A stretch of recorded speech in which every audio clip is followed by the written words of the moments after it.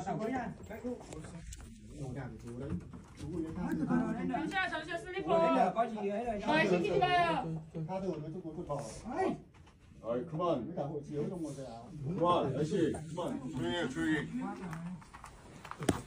조용히 들어가.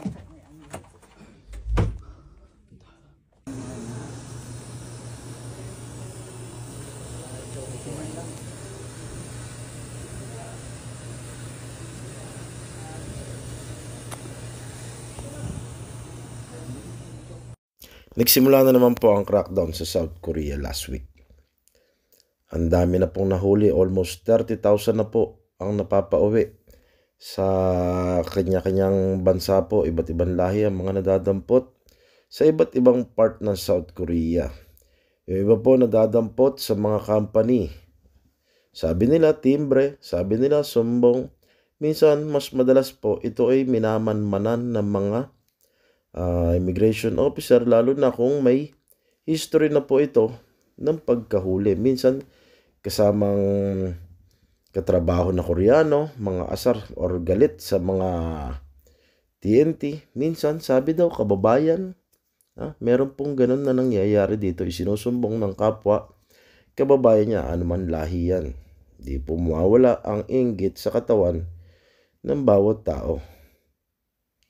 Normal na po yan. Kawawa po yung mga bagong TNT pa lang, wala pa naiipon, nadampot na. Yung mga may ipon naman pong TNT, masaya na po yung uuwi at tapos na po ang paghihirap nila dito sa South Korea. Kaya lang naman sila nagtatagal dito dahil nakasanayan na nilang tumira sa bansang South Korea. Yan ang daming ban. Ingat po sa ban na itim.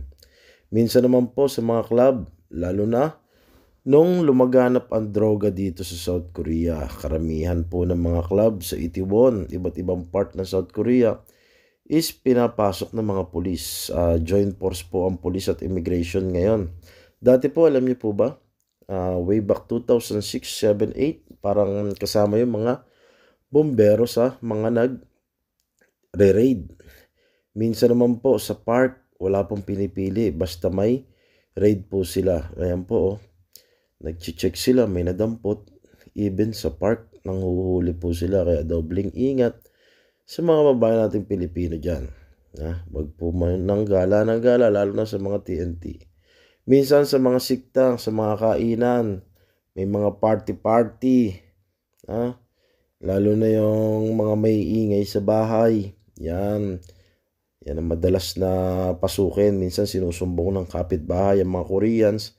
Ayaw nang maingay. Noong nakaraan nga may nanaksak na Koreano dahil maingay yung kapitbahay niyang Koreano rin.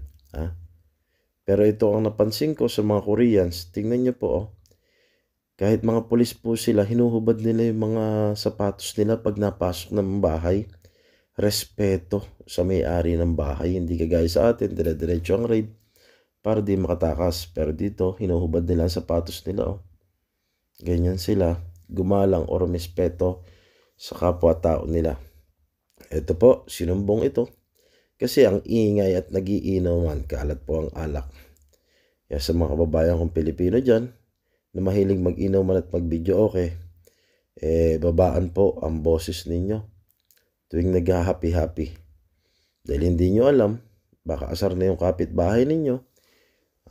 Itimbre kayo sa mga pulis. Baka yan last ng happy-happy nyo.